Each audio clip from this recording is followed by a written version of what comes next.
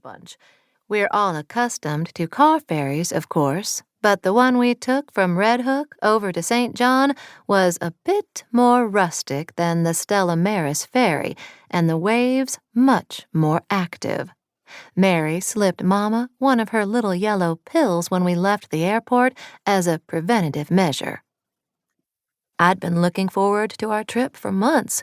If you'd told me before we left for St. John that Mama would make fast friends with 2 ladies from the upstate and that these 3 sweet Southern belles would embroil us all in a case involving adultery, junk cars, and money laundering, I would have politely inquired as to which hallucinogenic you were imbibing. But that's exactly what happened. It all started on a Wednesday, 2 days before Christmas at Trunk Bay. Condé Nast Traveler magazine ranks the beach as one of the top 10 on the planet, and I have to say, I've never seen a prettier one. It's situated along the north shore of St. John. The sapphire water and white sand are the stuff of postcards and daydreams. There are many lovely beaches on St. John, and we planned to visit them all at least once while we were here, but Trunk Bay is surely a slice of heaven itself. We were staying in a truly stunning home named Cinnamon Ridge up on the hillside overlooking Cinnamon Bay, the British Virgin Islands, and a few smaller islets I needed to learn the names of, since I'd recently found out that my husband owned this house with the spectacular views. He and I stayed there on our honeymoon, but he didn't mention it was his house at the time. There were a great many things my husband failed to mention, but I digress. If you look to the left from Cinnamon Ridge, you can see Trunk Bay, but the house sits high on a hill and, like most houses on St. John, doesn't have direct beach access.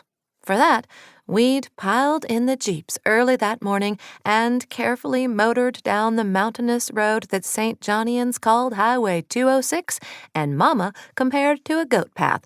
She wasn't far off, and along the North Shore Road to the Trunk Bay parking lot. Bartholomew Smalls, a large, muscular black man with a bald head who I'd recently mistaken for a criminal stalker. In my defense, he was a stranger to me at the time, and he was following me, but who actually worked for Nate in security and was along for the holiday ride, set up chairs on the beach lickety-split while we meandered along the path, past the bathhouses, the snack bar, and down the beach. In no time, a semicircle of bright blue zero-gravity recliners appeared around a couple of large coolers. We settled in to soak up the beauty. We didn't have the beach to ourselves that morning, but there was plenty of space between us and the couple to the left and the family to the right. A line of sea grapes, palm trees, and I don't know what all bordered the beach and offered dappled morning shade. Gentle waves of crystal-clear water lapped the shore. A sailboat drifted by.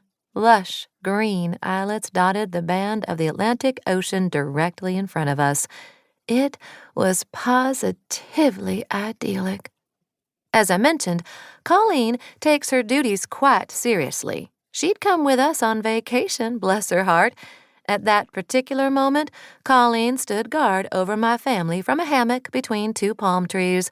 She was also curating our music selection, skipping songs in my playlist she didn't particularly care for, and repeating the ones she did. Just then, Old Blue Chair by Kenny Chesney played softly through the Bluetooth speaker I'd set by one of the coolers, blending with the lazy surf. From the chair beside me, Nate reached out and took my hand. I smiled at my husband, luxuriating in the moment. All was right with the world. We spent the morning alternating between snorkeling along the underwater snorkel trail, frolicking on the gentle waves with a variety of colorful noodles, and basking in the tropical sun.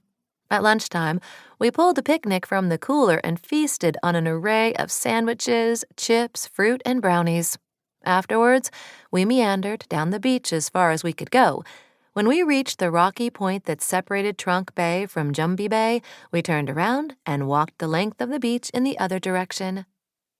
This is just...